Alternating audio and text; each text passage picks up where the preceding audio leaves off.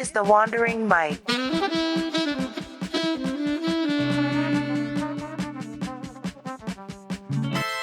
Welcome, everyone, to the Wandering Mike. Today I'm here with John. Hey, John, how you doing? I'm great, Mike. How are you? Doing pretty good. It's a beautiful day out here in Queenstown. Um, looking looking forward to our conversation. I think it's going to be a very interesting one. Of course, man. Um, Queenstown. That's South Africa? that's New Zealand. New Zealand. Okay. Not Queensland. That's Queensland, South Africa. yeah, yeah. It's the south of the South Island in New Zealand. So about as very close as you can get to Antarctica. Okay, beautiful, man. Is it freezing there? It's getting warmer, so we're actually heading into summer. The winter was pretty cold, and now even in the summer, it's not going to get too warm. We're having like between 15 and 20 degrees, so not bad at all. Mhm. But I'm also used to Portuguese summers because that's where I lived for the last 4 years before I started my work and holiday here in New Zealand. And the summers were like 30, 35. So that's Okay. kinda what I was used to. Yeah, that's a little bit what I'm dealing with here in Florida. I don't know the exact conversion of Celsius versus Fahrenheit, but our summers here, Right. the average day is about 90 degrees, maybe a little bit warmer. And it's pretty insane, especially for me as an endurance athlete and athlete in general, going out and doing runs when it's 95 degrees out is pretty Yeah. insane. But it's nice to turn those heads and have people be like, what the hell is that guy doing? Yeah, it is yeah, 90 degrees is about that, 30, 35 Celsius, and that's what we get, like, in July and August in Portugal. I would never run with these type I would never. I barely want to walk. Right. It takes a couple screws getting loose, maybe one day. Yeah. Um, well, John, before we, get too much into it already, if to start it off, if you just want to introduce yourself a little bit and tell the people about yourself, about your life, your journey, anything you want to share. Of course. I mean, I'm sure you can assume so from my accent, but I'm an American born and raised. I grew up in Northeast United States in a state called New Jersey, and found my way to Florida in my late 20s. I kind of grew up, uh, typical American background, sports, school, so on and so forth. And, went to college, was kind of living the stereotypical go to college, get out, have a job, work your life away kind of thing. And then I had an experience with magic mushrooms in 2022 that showed me that that path, as well as a number of things I was doing in my personal life, including substance abuse problems with alcohol, cocaine, where I found value in terms of, chasing women, cheap pleasures, video games, social media, strip clubs, so on and so forth, were really just not serving me and not putting me in a position to live my life to the fullest.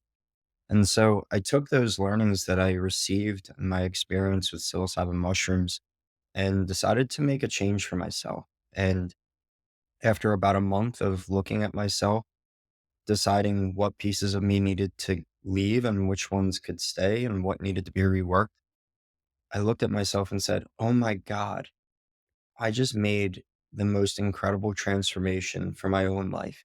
And it was minor stuff. It was, uh, learning to make my bed and floss my teeth and yada, yada, yada.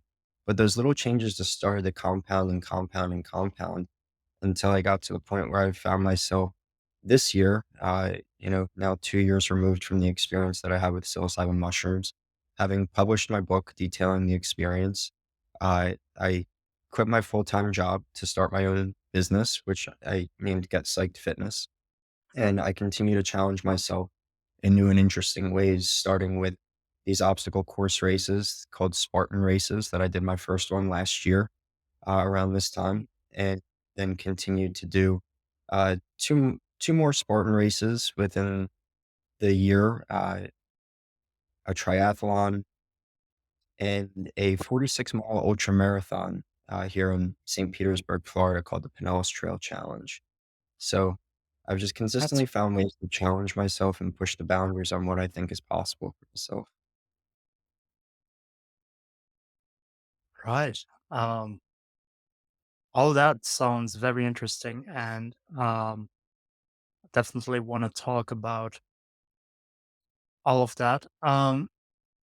Let's try and approach it chronologically, though. So maybe if you want to take us back your journey a little bit and talk about the experience with the psilocybin mushroom. So, leading up to that, maybe if you can, in hindsight, um, explain how, because I feel like a lot of the insights you have now looking back, you only had because of the experience. So, if you can think of like, how was your life before that? By like, what thoughts governed it, and how, because I can also imagine that you weren't completely unhappy because you weren't looking at it the way you're looking at it right now. I would just imagine. So, um, yeah, how was that coming up to the experience and then obviously being changed by the experience? Yeah, that's a good insight, Mike, because, I did think that I had it together. I thought that my life was totally fine. Um, but I'll take a step back because, when I graduated college, I started with a company called Enterprise Rent a Car, which they probably have locations in New Zealand. I'm sure they have them in Portugal. And Yes. I was sold, this bill of goods that I bought into 100%, that if you work your ass off, that you can work your way up from where I started as an intern to, the sky's the limit with the company because everyone starts pretty much at the same starting position. And I was there for 2 years before getting the keys to my own branch as a branch manager, which was pretty astronomical growth. I got 5 promotions within 2 years. As a branch manager, I was the number 1 ranked branch manager in my region for over 50% of the months that I was a branch manager. And I was absolutely killing it. I was looked at as the next person to jump into a regional higher up position, so on and so forth. But, something happened in October of 2018, while I was sitting on my couch at home with my girlfriend. I got a call from the police department that was responsible for overseeing the branch that I was responsible for, and Mm. they let me know that my branch had been broken into. So I raced to the branch to find that the front window had been smashed in with a shovel and 2 cars had been stolen. I got fired from the job the next week. So that Oh, sent me into pretty deep depression. I had this identity as someone who was a top performer, who was really looked at as an aspirational figure of success. And that was all stripped away from me in just a matter of moments. And that really started a downward spiral where I went from getting, you know, validation from my job to only getting validation from sexual pursuits. And as a kid, learning, how to navigate women and parties and everything like that, I conditioned myself to drink, get pussy, drink, get pussy. And so it was this pattern that I just kept following and kept following. And it led me to a really dark place where I was accepting physical validation from anyone and anywhere I could find it. And so from, 2018 to 2020, I was still living in Jersey. I was working a different job when COVID hit, but then COVID restrictions made it so that I couldn't go into the office. And eventually, they laid off my whole department at my job, which meant that I was unemployed for 6 months. And in that time, all I did was drink, do coke, play video games, and try to find someone to fuck off dating apps. And so when I was given an opportunity for a job in Connecticut, which is about 4 hours from where I was living in New Jersey, I felt obligated to take it rather than remain unemployed. So I moved up to a state where I knew nobody and had no social connections and was living in COVID restricted environment, which made making new friends exceedingly difficult. So where I, still had the ability to see some people in New Jersey, that all completely went away when I went to Connecticut. So everything just reached drastic new heights. I was blacking out on a regular basis, just drinking alone at home, doing coke, staying up till 3, 4 in the morning, just trying to find anything to satisfy my sexual desires. And I had a conversation with I reached my breaking point in, September of that year. I had, um, received notice that a couple of my employees showed up to one of the hospital systems that I managed high, having just smoked weed in their car, and had to go fire 'em, which meant that I was responsible for covering their jobs as well as, the rest of my responsibilities for the foreseeable future, and I just completely lost my shit. I was like, "Alright, I need a change. I need to get out of here." So I started looking for a new job in that area. And then I had a conversation with a guy at a bar one day who said, "Wait a second, dude. You're sitting here talking to me at the bar saying that you're miserable because you can't find friends here, because your job sucks, because you got fired from this job that was supposed to be your like long-term career, yada yada yada. But it's not your circumstances. The reason that you're miserable is because your mindset fucking sucks. But nothing's gonna change for yourself until you take ownership of your life and you start making changes." And I, gained the realization that the first thing of those had to be my job and then my environment. So, I started looking for a work from home that would allow me the opportunity to move, which I obtained, and then wanted to figure out where to go. So, I had a friend who was living in Florida, which is about 1,000 miles from, New Jersey, and decided to fly down, check out the city of Tampa, which I heard was pretty cool, and then road trip up, another, let's say 700-mile road trip between Florida, Georgia, South Carolina, North Carolina, hitting all different cities along the way, see what I liked, and I fell in love with Tampa right from the start. So I decided to move. I moved 2 months later. I came to Florida in April of 2022, and when I moved, it was all still the same, going out Friday, Saturday, day drinking Sunday, finding any excuse that I could during the week, doing coke while I was working, different things like that, going to strip clubs on and just not living a fulfilling life. And so I was planning with my group of friends. I had about 15 friends that joined me on a trip to this music festival called EDC, the Electric Daisy Carnival, which is an EDM centered 3-day festival that's here in Florida, about 2 hours from where I live. It's in Orlando, where Disney is, if you're familiar. And Yeah. so, yeah, everyone knows Disney. um, So I bought a bag of mushrooms in preparation for the festival, hearing that mushrooms were a good time. I had tried them once before when I was 18 years old, but it was the day after I quit baseball. And when you try psychedelics, one of the things that people tell you right from the beginning is set your mindset, and setting your physical setting and the people that you're around are the two most important factors to how your experience is going to go. And so, with that in mind, the day after you quit playing a sport that, at one time I had aspirations to play professional baseball and was a very highly competitive player, but I tore up my shoulder pitching and realized that I couldn't play anymore. So, I, you know, I quit. And then the next day, my girlfriend's like, "Hey, you want to try some mushrooms?" I'm like, "Sure."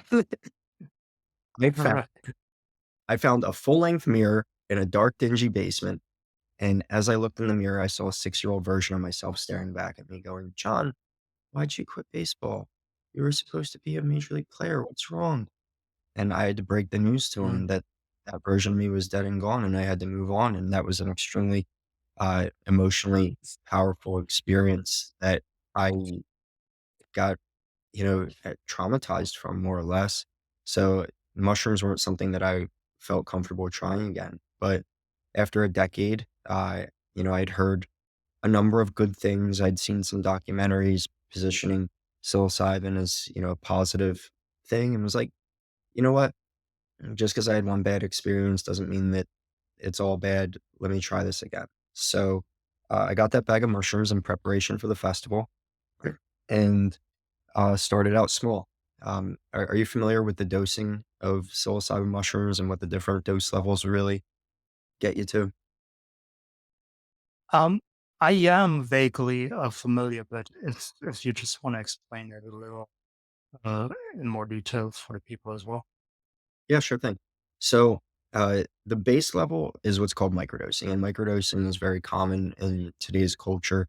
A lot of people talk about the efficacy for creativity, focus, presence, spiritual connection, things like that. And a microdose is typically anywhere from 1/10 of a gram to 3/10 of a gram. People do that on a roughly daily basis, a few times a week. I mean, me personally, I do it probably 4 days a week currently. But you don't really feel effects from it. It's not something that's really perceptible. Now, up from that is what's called a mini dose. And a mini dose is typically around half of a gram. And a mini dose is where you start to feel some things happening. You know, you can see visual acuity a little bit, colors a little brighter, things a little crisper. Maybe your hearing's a little bit, you know, enhanced. You're more present in conversation, things like that. Now, a gram to let's say a gram and a half is what I'd call a standard dose. And at that level, colors are definitely brighter. You're kind of slowed down, more introspective. You're able to evaluate situations more clearly. You can maybe start to see what people would call hallucinations, like trails on things. Like if you see a bird flying, you'd see kind of the path that they go through, things like that. You know, you'd see the life in the trees, you'd see wind affecting things and just the interconnectivity between nature. And then up from that, 2 grams and up is where you start to enter the trip territory. And so that's where you would get, you know, the hallucinations that you picture about when you think about magic mushrooms, the colors, the paisley patterns, things of that nature. And so when I first tried mushrooms in adulthood, it was just a half a gram. I had some chocolate bars. They were 9/10 of a gram each. So I ate half. I gave half to one of my friends and, you know, we had gotten back from the bars on a Sunday afternoon. We're sitting on the couch in my apartment and we're just talking about, you know, life, girls, so on and so forth. Mhm. And the topic of celebrity nicknames, like, you know, Brangelina came up. And Mhm. I remembered that my ex-girlfriend from the end of college through 2019 had named us Johnsty. Uh, So that came to mind, and as soon as that came to mind, all of these memories that I had repressed from the end of the relationship came flooding into my mind, and it had been, 3 years at that point since we had broken up, but I hadn't thought about the Right. relationship whatsoever. I had basically just locked it away and said, "Okay, that's dead and gone. Move on, go find new girls, go pursue different things, yada, yada, yada." I never really stopped to consider my actions during the relationship, which were not good, or, you know, just what that relationship meant to me at the time. And I was sitting there on the couch with my friend and all these memories started to come and I was just overcome by emotion. I couldn't stop crying. And it was something where I couldn't really articulate what I was feeling because there was just so much emotion coming to me. And up until that point, I was really emotionally repressed. You know, I hadn't been one to cry, hadn't been one to really tap into my emotions or really understand my emotions, understand what I was feeling when certain emotions came up. So it was just something that was completely locked away within me. And that kind of flipped the switch to say, okay, this is what emotions feel like, motherfucker. How are you going to Mhm. respond? And so, you know, from that point forward, I was just able to feel emotions more regularly during my day. And it was it was a beautiful experience. It was like living for the first time again. Um, but it didn't really strike me as like majorly powerful because it was just a small dose. It was just, okay, wait, Mhm. mushrooms made me emotional. These are the emotions that I'm feeling. Now I gotta try to figure it out. Fast forward to 2 weeks after that, and I got back from St. Petersburg, to Tampa, which is about a 30-minute drive. It's right across the bay here in Tampa Bay. And got to my apartment, and a couple of my friends were there hanging out. We were getting ready to watch a baseball game. My favorite team, the Philadelphia Phillies, was in the National League Championship Series, and so we were planning to go out to bars to watch the game. But we had been awake late the night before, drinking, doing coke, being dumb, and we were all still really hungover. So we're like, you know what? Let's not go out to the bars tonight. What can we do differently? And I'm like, well, guys, I bought these mushrooms for the festival. You wanna try them? And they're like, "Sure." So, the 3 of us ate mushrooms, and I had thought at the time that a gram would get me to the point that I was describing before, where you're tripping, where you're seeing things, where you're really having those hallucinations, and I felt, like a Mhm. comfortable night in with my friends would be a good time to get to that. So, I ate a gram, but like I described before, a gram doesn't get you there.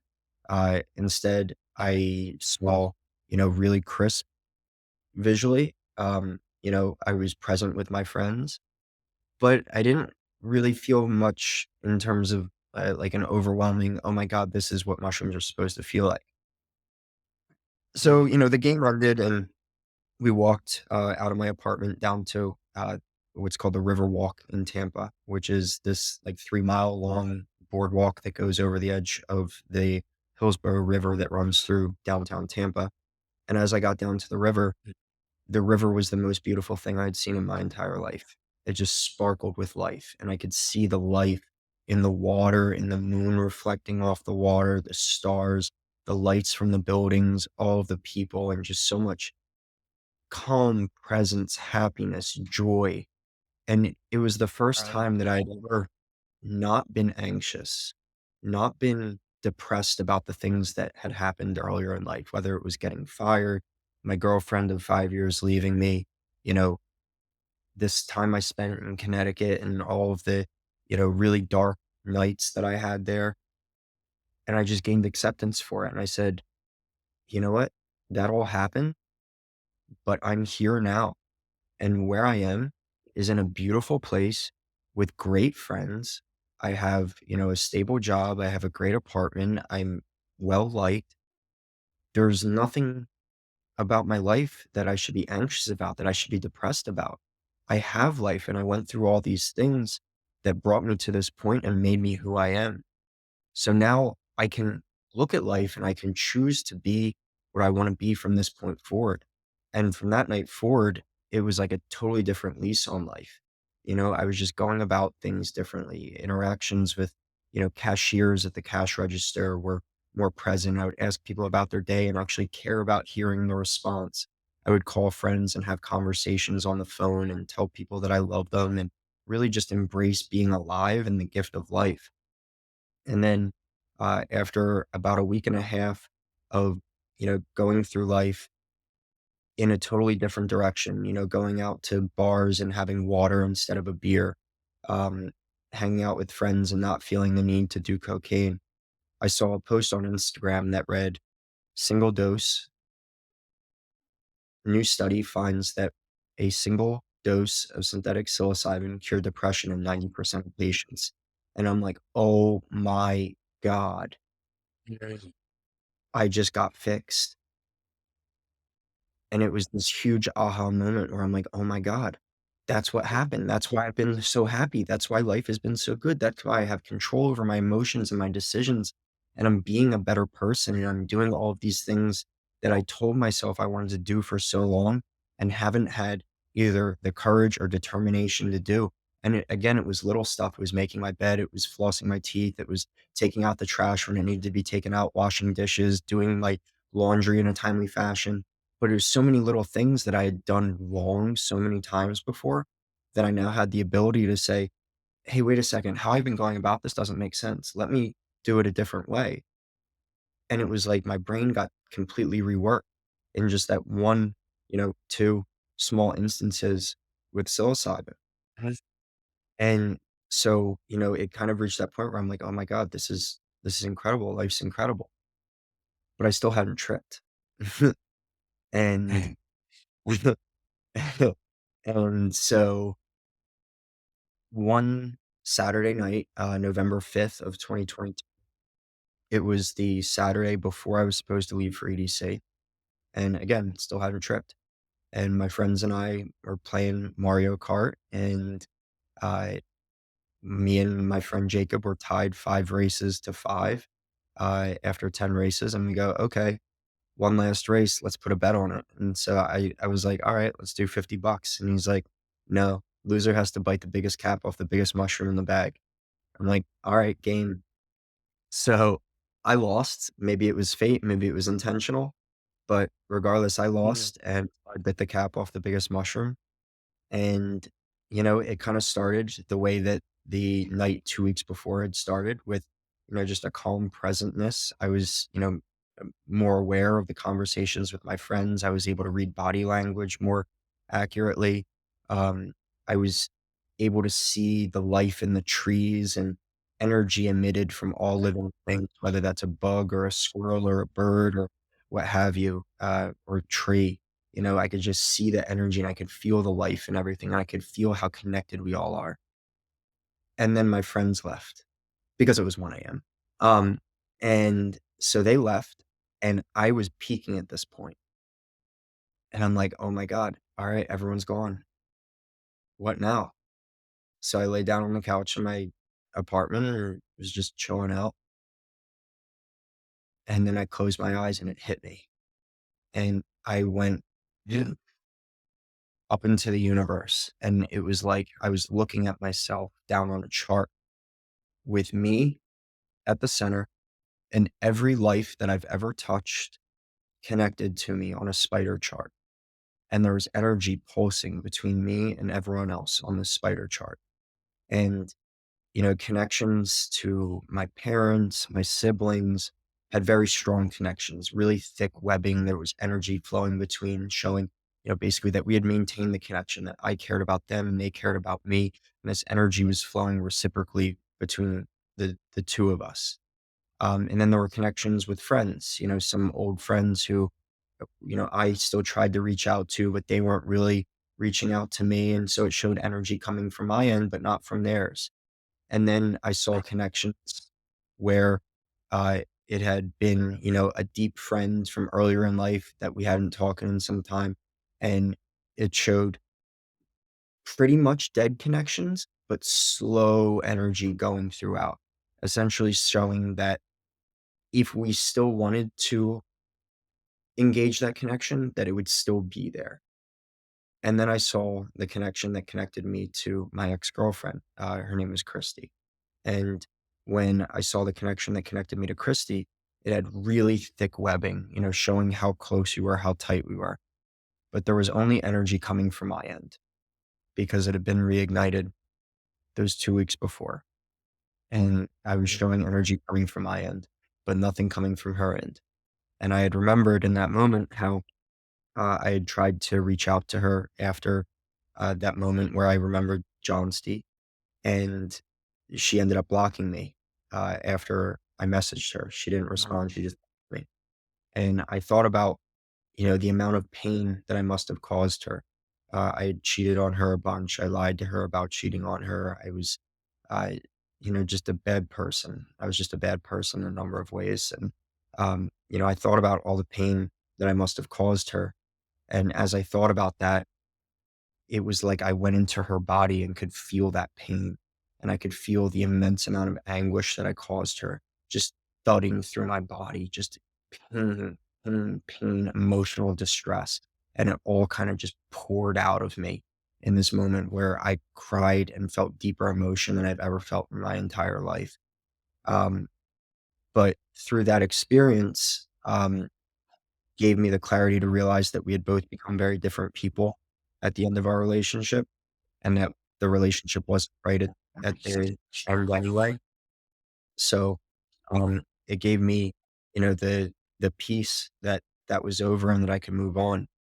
I reached out to my friends, they came to my rescue to try to, you know, talk me down off the ledge when I'm going through this emotional time, and they showed up, we played music videos and yada, yada, yada until they left, and then, I just became really grateful for my friends being there, for where I was in life, for the ability to think about the person that I was, and decide that that was not the type of person that I wanted to be, and decide to be better for myself and for whoever comes next in my life.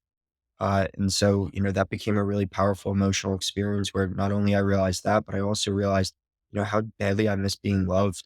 And it just showed me this giant hole in myself, that, wasn't present and that I had tried to fill with sexual validation over and over and over again. And it was filled in my relationship with Christy until I started cheating. And then, that hole was just there over and over and over again and trying to cover it up. Um, Now fast forward to the weekend after when I went to this music festival, and the first day that I was there, I did mushrooms again, and I started to realize so many more things about myself. First and foremost, that I had been a very touchy person. Was the type to go, "Hey, what's up, man?" And like, you know, tap someone on the back or handshakes or, whatever, just touching a lot, right? Using touch to announce my presence. And as a kid, that helped me overcome a lot of self confidence issues. But as an adult, it could be seen as abrasive, as an encroach on personal space, stuff like that. So I saw that and was like, okay, that needs to change. And then I started to think about, you know, different things, my alcohol tendencies, my reasoning for doing cocaine, and then, my reason for cheating. And I saw that there was just this huge lack of self-confidence that I had my entire life that was a cover for. And I recognized that if I just you know, maintain the same level of self-confidence that I'd had over the last few weeks because I finally recognized that life is good, that I'm an awesome person, and that I have the ability to better my life from this point forward, that there's no reason to not have self-confidence. So it was like a switch flipped in that moment where I just said, okay, this is me. I am who I am, and I'm moving forward with this new lens. And so that weekend, became a very cleansing weekend where I was able to evaluate who I was prior to my experience and decide that when I got home, I was going to be on a much different path. And so I got home from that weekend, and I started writing my book a week later, after an experience that I had with my brother, which, I should touch on just to kind of wrap up the whole thing and take you back to the reason that I started writing the book. Um, so I had said that I was really emotionally closed off. And the biggest example of that, other than, not feeling bad for the cheating until 3 years afterwards, was, when I was 19. I had just finished my freshman year in college. My brother got ran over by an SUV and dragged under the car for 3/4 of a mile. It was an attempted hit. They tried to kill him. Um, they ended up dragging his body out from under the car and dumping him between cars on the side of the road to die. He had an exposed skull, like 10 fractured vertebrae, skin and muscle removed from 60% of his body. It was an absolute miracle that he lived. But when that happened, I felt no emotion. I didn't cry at all. I didn't really internalize it whatsoever. Um, and it was partly because my brother was not a good person. He was not a good brother to me up until that point. And so really didn't care if he lived or died. Uh, he had stolen, money and clothes and, belongings from me. He was constantly at war with both my mom and my dad and created a lot of emotional strife in the house. And, he wasn't really much of a big brother to me because he was involved in his own drug habits, partying habits. And, by the time I was old enough to really, be able to spend time with my brother, he was MIA. Um, he's 12 years older than me as well, I should mention. So a pretty significant age difference. And so, yeah, I didn't feel any emotion about that. And then over the time that I went through my mushroom experience, like I said, I began reaching out to friends and family more and having more conversations with people. And I was sitting in the hot tub alone one night and I started to reflect uh, on my move to Tampa. And when I was driving from Connecticut to Jersey and then to Tampa, I stopped in Jersey along the way to see my family. And my brother and I hung out that night, and he repaid me the $500 that was in my wallet when he stole it back about 15 years prior. And I didn't really think about that until that moment that I was in the hot tub after EDC. And I said, oh my God, my brother has done a complete 180. He is a completely different person than the brother I knew my entire life. He is not only, you know, a multiple time survivor of addiction, crystal meth and heroin. He survived that attempted hit and has made his life into something that provides value. He's able to take care of his fiance and her kids, and he has a son that he loves and cares for very deeply. And he's just been a better person, since that moment. And as I was sitting in the hot tub, I started reflecting on that. And I said, oh my God, mushrooms help me forgive my brother. They help me recognize that my brother is a good person and not, the derelict that I thought he was for my whole life. If mushrooms can not only get me to the point where I am living a better life for myself, that I am no longer anxious, that I'm no longer depressed, that I'm no longer drinking or using cocaine or chewing tobacco or watching porn or gambling or whatever, right? The list goes on and on. That in addition to that, it can heal my relationship with my brother. There's no reason that this shouldn't be A, widely known, and B, widely available to anybody who thinks that they can benefit. And again, I didn't think that I was somebody who had a lot to benefit from something like that beforehand. But holy shit, my life flipped on its fucking head, man.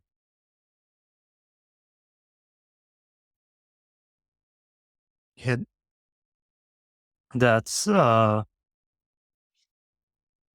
it's really cool to for you to take us through the whole thing because I think like it's really cool to see, well, like you just said, all the aspects that it can actually help, and to have you go through these changes of your mindset, of how you think about things, about how while you're in a depression, you suppress a lot of things. You don't really realize you're suppressing them, and then they do come back. And again, as you said, the realization, oh, this just happened. That's the switch. And um, yeah, that was that was just really really interesting to see. And as you said, it's a thing that should be known, and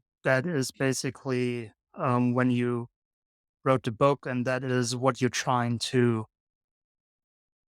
tell the people now. And basically, that's why you try and educate, I guess, the people, because it is something that just changed your life to the positive. Most definitely, man. And it's kind of one of those things where when it initially happens, there's a lot of people in my life, whether that's friends, family, questioning what the hell I'm doing because they see the version of myself that got me to that point. And that point wasn't bad. Again, I just gotten promoted at my job. I lived in a very nice apartment in a beautiful city. I had a great group of friends, but I knew how destructive my life was, and I knew that it was not leading me on a path to really provide value to the world or make me feel like I was living a life that was worth living. And from the moment I found psilocybin, I couldn't say that anymore. And, it took a lot of, don't worry, trust me, I got this. But now it's at the Mm. point where my transition is just undeniable. And I'm so grateful to be able to speak from a position of uh, power and inspiration and hope to provide some sort of confidence that there is a better life out there for people. If they don't feel like they're living one that really lights them up, that there is the ability to go grab it. And, at the end of the day, I'll tell anybody it's not just the mushrooms, right? When it happened, it provided me the lens, but there was a lot of work that I needed to do. So I started to pour myself into self-development work. I read book after book after book on personal development and on, mindset and on psychology and on psilocybin and understanding exactly what happened. So there was a lot of work that I needed to do, and I needed to actually take action on the things that I told myself needed to be fixed. And so, when I started writing the book in November of 2022, it was right after all of this stuff had happened, and I'm actively taking action. I'm actively sitting down to write a fucking book. Like Yeah. the cocaine and alcohol version of me would be like, "You fucking kidding? A book? No shot." But I knew that this was something that I felt needed to be told. And so I completely reworked my values and just worked diligently from the moment that I found psilocybin to better my life. Um, and now I should back up because I didn't have that realization at first. I didn't have the realization that it was me doing a lot of that. Right? I thought that the psilocybin sort of had magic powers to help you make transformations. And so for basically Mhm. all three, I was still using psilocybin. I was probably doing a gram and a half on like a weekly or biweekly base, which is more than you should do to maintain effectiveness. Um, but I didn't really realize it. I was just kind of going, all right, I'm going to eat this and go change me, change me. Like I want to get to the next stage in my life. But I didn't realize that it was me deciding to take action that was the true differentiator because I was still being shown some things about myself. I was just choosing to ignore them because there were things that I told myself I wasn't willing to change yet. My job, the relationship that I had through 2023, stuff like that. And near the end of 2023, I had a couple of things happen. One, I took a a a break from those size doses with psilocybin. I was microdosing through September and October, and then into November, I started to do medium dose, standard dose psilocybin again. And when I did that, it reattuned me to the change of mind because it had been long enough without me entering that mind space. And around that time, I was reading a book from this guy named David Goggins called Can't Hurt Me. Have you read it? Mm. Or are you familiar with David Goggins? I heard David Goggins and I heard some of the things he teaches, but I didn't read the book. Okay. So the book is insanely inspirational. The guy was given zero, zero opportunities in life that you would say would be the type of thing to cultivate a person for elite level greatness in anything. He was Mm. beaten by his father when he was, a tiny kid. His mother left, so he lived with his mother on, food stamps and government assistance. He was behind in school all throughout school. I don't know if he failed out, but didn't do well in school.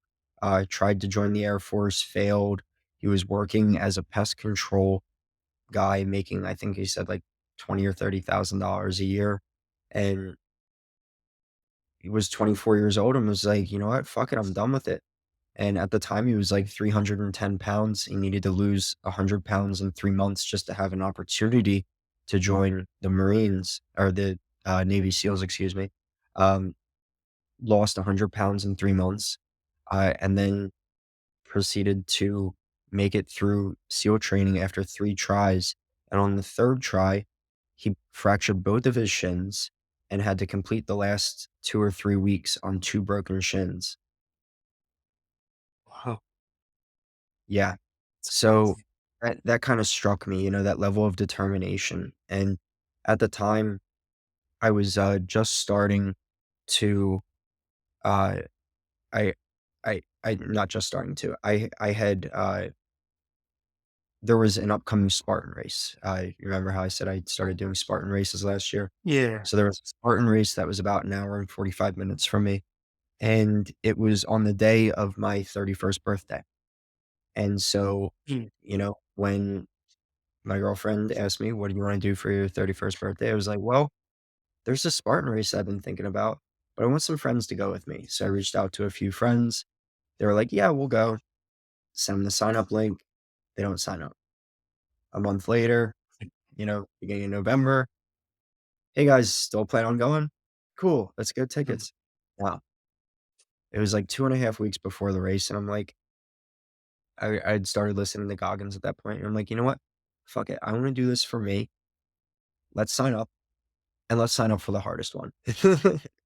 Mhm. So, I signed up for a half marathon, having never run more than 6 miles before in my life, um, and, started running. I only had 2 weeks to prepare, so I only logged 20 miles in total, but showed up on race day and finished the, half marathon in the top 5% of the open division, which, Oh, isn't highly competitive, but, uh, the top 5% still got me to a point where I was like, "Wait a second, I just did that after not running in over a decade. How yeah. strong am I let's tap into this. Let's see what I've got. Let's see what pushing myself will really get to for me." And so I started to just consistently find ways to challenge myself. Are you familiar with the program 75 Hard? No. No. Okay.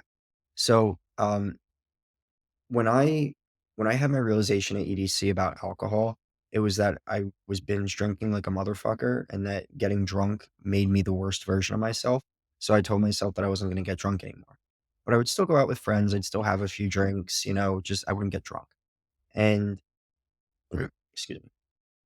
And, on November 30th, uh, 3 days before my first Spartan race, I had one old fashioned while out at a bar playing trivia with some friends. And it had been, like a month or 2 since I had liquor. I was only drinking beer or seltzers.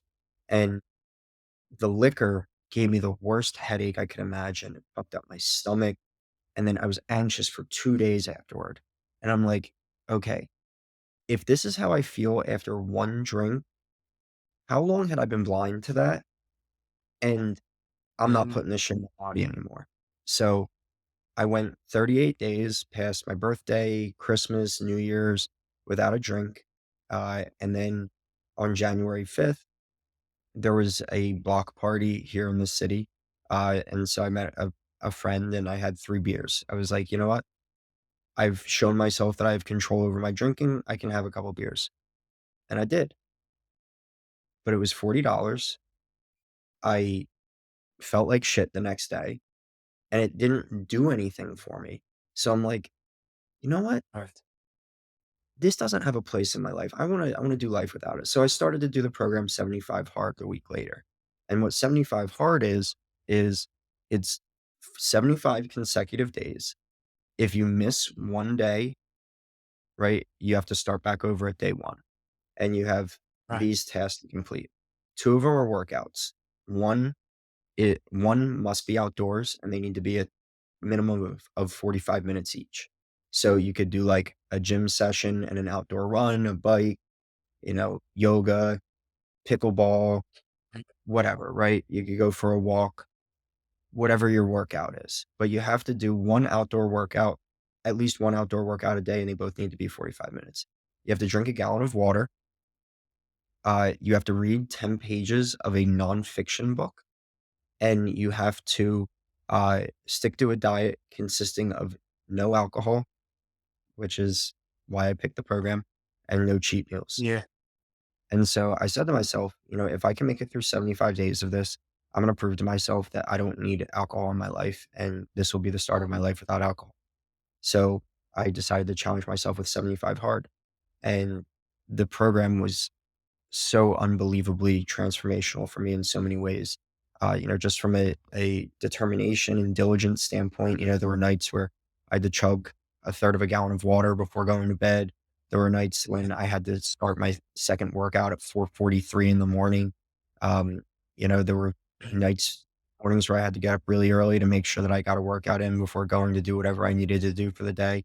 So it just really forced me to look at how I plan my days and my actions or, you know, choose to be as efficient as possible. And then also, the no alcohol and the no cheat meals. It got me to what was at that point the best shape of my life. And so less than a month after that, I did my first triathlon, despite having never swam before a month before the race. Right. Uh, and then swam, like a third of a mile, which is pretty dope. Uh, yeah, half a kilometer. Then after that, did my 3rd Spartan race. This one I finished in the top 30%, of the competitive division, so I moved from the open division to the competitive division. Um, then, I completed my book in July of this year. I was able to speak at this conference called Cannadelic, which is a cannabis and psychedelics convention. So I was able to have a Mm. speaking opportunity there. I scaled the highest mountain on the Front Range of the Rocky Mountains, uh, in August, and then 2 weeks later, I got a call from a friend of mine who I had done the triathlon with and had been doing some running with and stuff like that, you know, 8, 10 miles here or there. But he calls me one Tuesday morning, he was like, "Hey, I just signed up for this 46-mile ultra marathon. You wanna do it?" I'm like, When is it?" He goes, "Saturday." I'm like, "Oh my god, fuck it, I'm in." So, I showed up on race day and, strapped on the shoes and went for a little run. And, man, A little rough. it was so fucking difficult. Um, I'd never run more than a half marathon before, and once I got to 30 miles, my whole body was breaking down. My feet were Yeah. just throbbing in so much pain. They had swollen so much and the shoes were squeezing them, but I didn't realize that that was happening, and so, like, all my bones were getting crunched together, which led to knee pain and hip pain and yada, yada, yada, and at the end of it, I'm walking, like, 2 miles an hour for the last, like, 10 miles of this race because I'm just in so much Yeah. pain. But fucking made it through, man. And, at the end of the day, that's the goal with those races, at least when you first start them, is just see how far you can push yourself. Can you make it to that finish line? And it just takes so much fucking determination, but I'm so glad that I did. Um, yeah, and so a week after then I entered this competition called DecaFit, which is like a CrossFit style, competition that includes 10 half-kilometer runs, with an exercise performed in between, like, 30 burpees. So run a half a kilometer, do 30 weighted lunges, run a half a kilometer, do 20 box jumps, run a half a kilometer, do yeah, go Yeah. on, go on.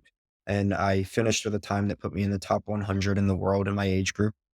Um, oh yeah. And then It's really cool. yeah, thanks, man. Yeah, and then, survived a couple hurricanes that hit St. Petersburg, before my next competition, which was this past Saturday, which is the same half marathon Spartan race that I did last year. And last year I completed it in a time of 3 hours and 38 minutes. And on Saturday, I completed the same course in 2 hours and 19 minutes. So I shaved an hour and 19 minutes off my time in a Ooh. year. Yeah. So, just really proud of, the progress that I've made over that time frame. And uh, it, it all just stems from recognizing that the power wasn't within the mushrooms, that the power was within myself to go after things that I really wanted for myself and make it happen.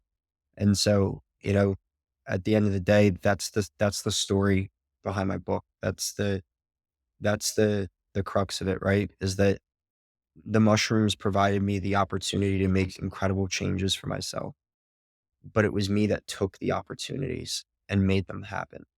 And so, while there's an incredible amount of potential within psilocybin, the potential really lies within each of us. And it's something that we can tap into if you have the courage to really go for what you want. Yeah. That that's a great way to put it because that's also what I feel is generally holding a lot of people back. The things you mentioned, it's like on the outside looking in, I might be living a okay life, you know?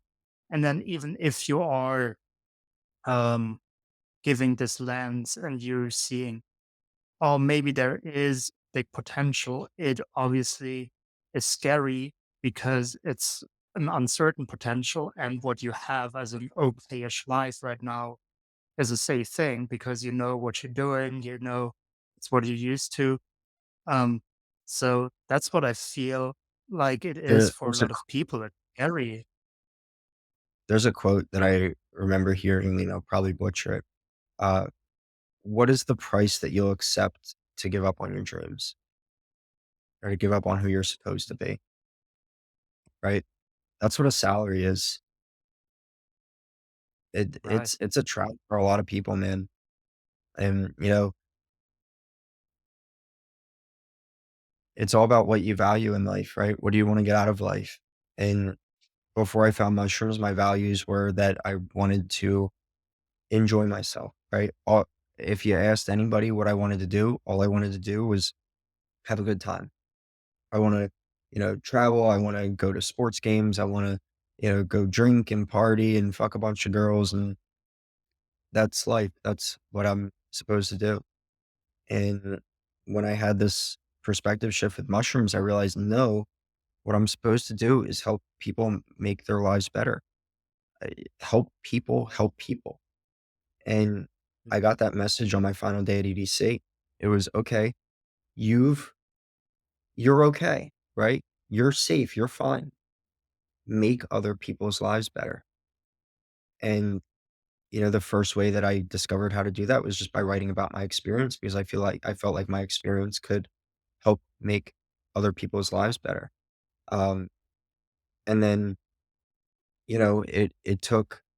uh, it took a year and 3 months after that, before I reconnected with the universe that spoke to me on that day at EDC. And when I met God on February 8th of this year, I was told that if I follow the intuition that I'm given, that everything will turn out all right.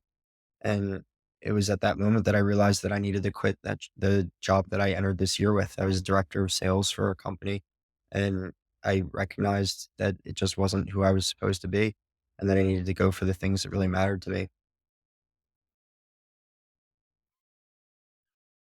Yeah. Um, I personally, that quote resonated with me a lot. I always find it difficult to generalize on a complete level, though, because I feel like some people might find a job where they really can do exactly what they want to do, even if it is working for other people. Yeah. But I think it depends. And it's a personal thing to really do that introspection and be like, is it 100% what I want to do? Or, like you said, is it just the price that I'm paying and I'm happy with paying that price? Kind of. Mhm. Yeah, and, again, it's just all about your values, if you're in a position, let's say, where you have kids and, the protection of them and your spouse is the most important thing to you, then having a job that allows you the opportunity to do that would become the most important thing. For me at the time, I was working a job where selling, I was selling websites to real estate agents, and that is not exactly something where you feel like you're bettering the world. And so, for me at that time, it was okay. This is not this is not who you're supposed to be in this world. This isn't you. Go be a better person for humanity. So, um, maybe to give us a little bit more into um, like a look inside of you. What was it specifically that when you were um, changing your life, when you were like, I'm going for a meaningful life? What was the thing that specifically drew you to fitness and was drawing you to physical exertion and basically pushing the physical aspect of your life? Yeah, so, like I mentioned before, I was a pretty competitive baseball player as a kid, and I'd always been Mm. athletic. I thought that I was one of the most athletic kids in my class, when I was in middle school, and we had an opportunity to do this. thing called the Presidential Fitness Award testing. And the Presidential Fitness Award tests kids in each grade, by age, um, excuse me, on their mile run, the amount of push-ups that you can do in a minute, sit-ups in a minute, shuttle run, and the sit and reach flexibility test. And I thought that I would ace it, no problem. But I missed every single test. And I realized that I had gotten overweight. I had a really bad diet. I would eat microwave pizzas and drink sodas till the fucking cows came home. And that I wasn't as active as I needed to be to really be, the type of physical excellence that I thought that I was. And so I had the opportunity to retest a month later, after talking to my PE teacher, and she was like, "Yeah, I'll let you retest." So I ran every day. I did push-ups and sit-ups every day, and by the time it came for me to retest, I was able to get the Presidential Fitness Award. And so that really sparked a love for fitness for myself that started when I was 12 years old, and had continued, even through the alcohol and cocaine years and everything like that. I got really into powerlifting. I got, to the point where it's really hard to determine what the real percentages are of people who would possibly be stronger than me. But at 180 pounds, I was benching 325, squatting 405, and deadlifting 535. So a 1200 plus total for those three lifts is a pretty far outlier compared to the masses in terms of strength. So, I had been able to accomplish a lot physically from that standpoint, but just wasn't really into the overall picture of health. I didn't do yoga, I didn't do any breath work, I didn't do any running, biking, any cardio of any sort. I was all just focused on putting as much weight up as possible. And it kind of left my body fucked up. My shoulders were really tight, my hips are really tight. I walked kind of funny. And when I was granted the clarity by the mushrooms to evaluate all the things in my life, one of those was the immense level of powerlifting that I was doing. And I realized that it was making my body not the best version of itself. So I started to really cut back on that for a while and, incorporate more biking, incorporate more yoga, and incorporate more rest. Because I lifted heavy 7 days a week. And, you know, after, um, after about a year of kind of taking the foot off the brake, or off the gas with my lifting, I realized that that was something that I really needed to put back in my life. That go after goals type of mentality, that I'm not just at the gym to go through the motions. I'm here to better myself and really push myself. And so I found that again when I started doing the Spartan races, and it just really sparked this, oh yeah, that's right. That's who you are. You are that motherfucker. You are that dude that's going to go in the gym and throw up crazy weight. You're the dude that's going to be leading races. You're the dude that's going to be dominating physical competitions. Bring that out again, because that is inside you again.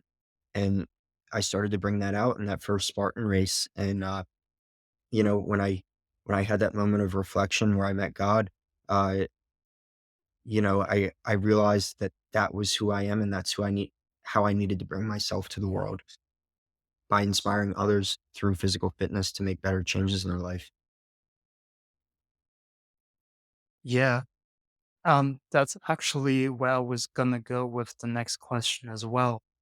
Um, so it's obviously not only about the fitness aspect of it purely, but it reflects onto all the other parts of your life, of other people's lives, right? If they um so yeah, let me ask that as a question. So basically, do you see when people do fitness and when they um, reach certain goals of fitness, that also positively contributes to other aspects of their life as well? Oh my god, so much so. There's this guy, Matthew, that I've been working with. He comes to I host workout classes in the park here in St. Petersburg, and he's been coming to my classes for the last, I'll say like 6 months. We've been working together independently as well, on, maybe once or twice a month kind of basis, but just giving him stuff that I overall helps with posture because he was a very hunched over kind of guy, right? Right. And we started working on stuff to enhance his posture. And he holds himself tall and proud now, and he interacts with people more openly, and he's, more confident, and I can see it shine through him. And it's so amazing to see that kind of transformation because that's the kind of transformation that I went through for myself, right? Um, even though I had this, start with physical fitness, um, when I quit playing baseball, I was really searching for what that next version of myself was going to be. And when I got to college, I was 130 pounds. I'm about 5'8". I was about 5'8" there. I'm about 5'9" now. And when I got to college, I was 130 pounds, and I was a tiny kid. Girls didn't really look at me. I was just a kid, and over my freshman year, I put on 25 pounds of muscle, and then I put on another 15 pounds my sophomore year, and then another 10 pounds my junior year, and, I turned myself into a man through lifting, and I saw the type of confidence that can come to myself through that time. I went from someone who was, bullied a lot when I was in, high school, picked on constantly because I couldn't defend myself. I was just too small and too unconfident to defend myself. Uh, and I went from that to president of one of the most prominent social fraternities on campus 3 years later. So, I saw the type of changes that can be present for someone when they prioritize their health and fitness and what it does to the other aspects of their life. And so that's, a big part of what I preach in my company and in my teachings with people, that as you push yourself, as you show yourself how strong you are, that's going to bleed over to every other aspect of your life. Because if you put up a weight now that you couldn't 2 months ago, you're gonna walk around like your balls are fucking 300 pounds, regardless of if that weight is, 100 pounds or 400 pounds. That incremental growth is going to inspire you to make so many other positive changes in your life that it's just immeasurable. And is that for you personally? Um, because that, for example, is an experience that I had not had in my life yet. It's a difference between, okay, I'm going for a run every day now, or I'm gonna run this ultra marathon next Saturday. These are like, that's a whole nother push. So for you personally, is that basically also trying to really just see where is my ceiling? Where is the limit? That's exactly it, man. I feel like the human body is extremely adaptable. It's going to adapt to whatever conditions that we give it. So the conditions that we give it are sitting on the couch and watching TV and playing video games. Your body's going to adapt to that. Your mind's going to adapt to that. Mm. If your condition is putting yourself in uncomfortable situations and seeing how far you can push yourself, your body's going to continue to adapt to that. And that's what I feel like I've found over the last year, is that just by continually putting myself in these situations where I don't know if I'm going to make it out okay, whether that's my first half marathon through mud and obstacles and yada, yada, yada. And I had to fight cramps and exhaustion and really question how bad I wanted to push myself through this race, and finding the strength to push myself as hard as I possibly could, reaching absolute exhaustion by the end. You know, Knowing that you have the ability to push yourself to that extent just does so much for you. And, maybe that pushing yourself is, going on a walk, right? Maybe that pushing yourself is going on a run. Maybe that pushing yourself is, going to the gym, or just taking that first fucking step. But whatever it is, find that little incremental change that you can find to keep pushing yourself forward. And, I've reached a point now where my forward is massive leaps. And I love that. I love that. Yeah. In February, I'm doing a strongman competition. So I'm doing a strongman Oh, competition on February 1st. And then on February 9th, I'm running a marathon. So within the span of 8 days, I'm going to do the highest level of physical exertion, uh, musculature exertion, and then a week later do, what is widely considered the ultimate test of endurance exertion. So it's going to be a lot of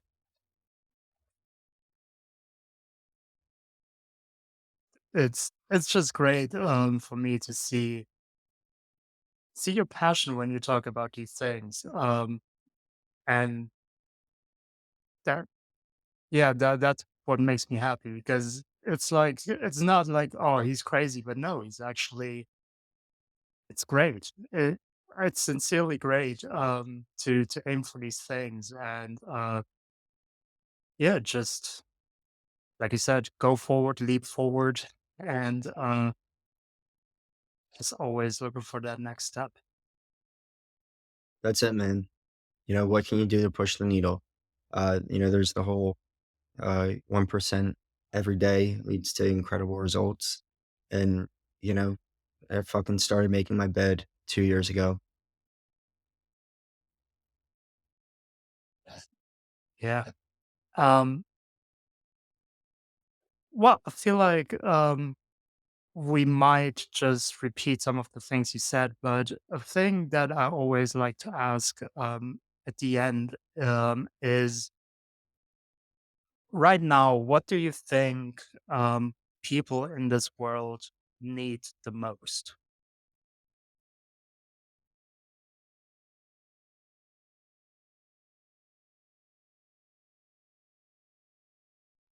People in this world really need the most to realize that we have one life to live. And that if you're not doing whatever you can do right now to ensure that you can look back at yourself at the end of it and say that you did everything possible to make sure that you live life to the fullest, that you're doing a disservice to yourself. And that's what people need to realize is that life's a game, life's fun. Wake up and fucking get after it. Yes, that's a beautiful insight.